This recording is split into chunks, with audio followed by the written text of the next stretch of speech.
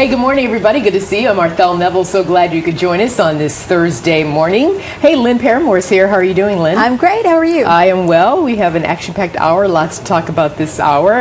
You're here on set with me in D.C. Karaoke's Zuris is here. Hello. How are you this morning? Hi. How are you? I'm very well, thank you. Good. And I am well. And Casey, hang on for me. I'm going to give you a chance to comment, but I want to go to this other top story today. China's state news agency is blasting a Pentagon report on the Chinese military as a smear that exaggerates the threat to the region. The U.S. report released Wednesday says that China is on pace to achieve its goal of building a modern, regionally focused military by 2020. Jennifer Griffin is live from the Pentagon here with the details.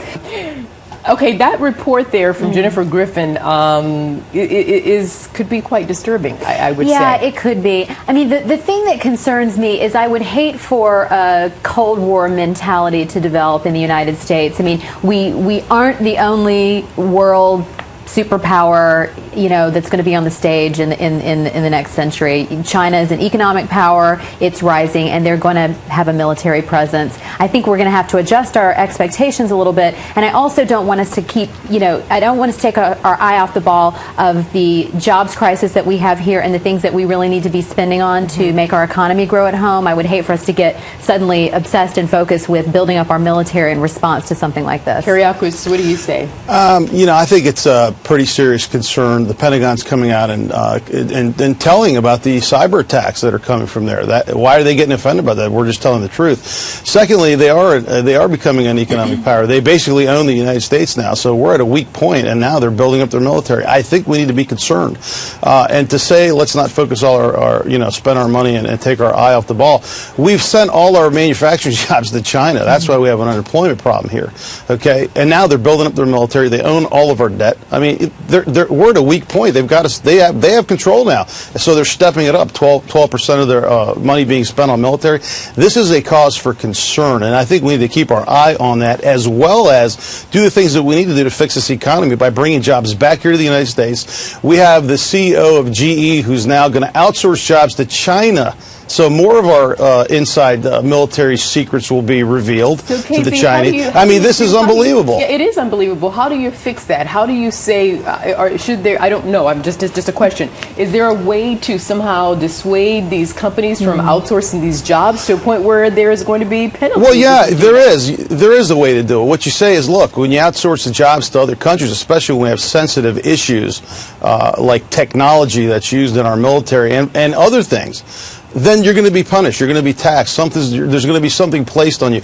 Give them an incentive to stay here instead of outsourcing the jobs to China and other countries. The same countries that turn around and use that against us, and hold us hostage. But this is ridiculous. Lynn, that brings us back to the issue of incentives for corporations to stay inside of our borders. Yes, I think our tax policy could use some adjustment. I mean, right now, companies do have incentives to outsource jobs, and we need to make the incentives for them to bring the jobs back home. And it is an interesting thing that Obama chose Jeffrey Immelt as his job czar, because he's actually been guilty of not paying any taxes. Yeah, and this outsourcing movement, he's been right behind it. So that to me was a bit of a strange choice. I'd like to hear what Immelt says about this situation. So obviously, KZ, the problem is now you both agree on that. But looking forward to 2012 elections, is there anybody on the Republican side that you could see who could be that stern figure and leader and say, listen, guys, this is the United States. This is how we do it. This is the way it's going to be. You're not taking our jobs. This is the way it's going to be taxed. These are the incentives.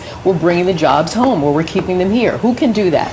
Well, first of all, I like Rick Perry as the candidate for the GOP. But you know what? It's unfortunate that Donald Trump isn't running, because I'm telling you right now, that's the guy that would do exactly what you just said.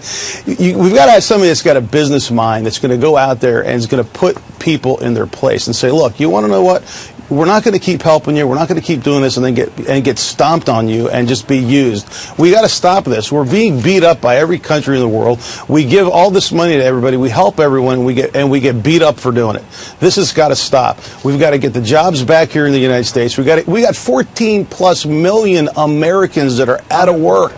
This is unbelievable. People can't even take their kids to McDonald's to feed them on a night out. And then here we are, you know, we've got to do something with these tax codes, not only to get the American companies to stay, but get foreign companies to come to the United States and invest and put our people to work. That's what we need to do. And we got to get a little tough with everybody, even on foreign policy. Okay, you know, when everybody wants our help, we give it and we don't charge anything for it. This has to stop. Right. I mean, it's been this way, though, for a long time now, and you're right, it does have to stop.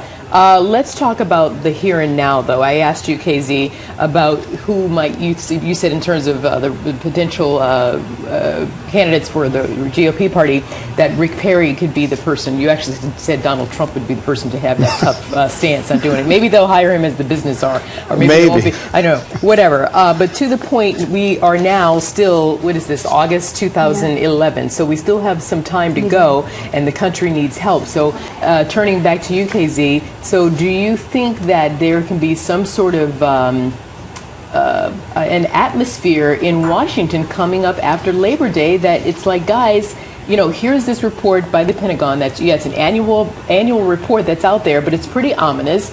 Do we realize that we have to work together? I don't care what side of the political fence you sit on. We are all Americans. Can we get that sort of feeling going on there in Washington so we can move forward? I mean, because at the end of the day, I don't care if you don't like the president. He's the president. He's going to be the president for the next year and a half or whatever. So let's not cripple the country in the meantime.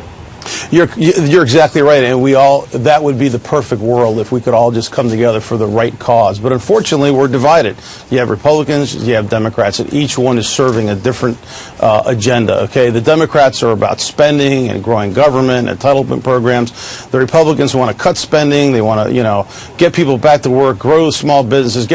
How are they all going to agree? I don't know if that's going to happen. I mean, we have an administration that's all about socializing America. We're talking about more spending right now. We were downgraded, for crying out loud, and now and then they go after the S&P like they did something wrong.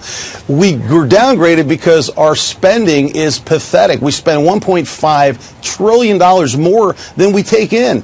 Cuts need to be made to social programs like Social Security, Medicare, Medicaid. This is going to be a difficult decision. Somebody's got to make it. What I think that President Obama could really, really win the votes of every American if he just stood up and said, look, you know what?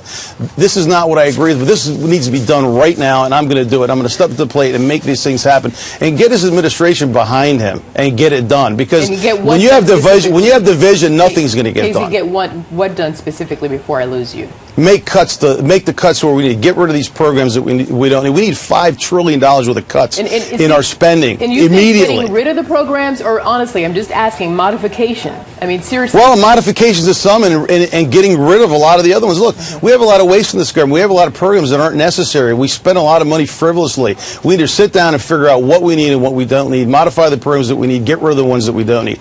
Period. This is a real simple equation. If we were a business and we were losing money, we would sit down tonight, figure out what we need to do, and tomorrow morning we'd implement it. We wouldn't be appointing commissions, and we wouldn't be talking about next year. We'd be doing it right now. People would be doing that. People are doing that at home. They're forced to do it. They're like, okay, great. That's correct. Our income used to be $85,000 a year. Our income is now $62,000 a year. This has got to go. This has got to go. This has got to go. No ifs, ands, and buts about it. Hold on, Lynn. I know Lynn is dying to talk, but Casey, I have to let you go because I'm going to lose your satellite feed there. Kyriakos Zouras. Did I say it right? Yes, yes, it is. All right. Nice to talk to you. Thank you very much. Thank you. It's a great name. It is.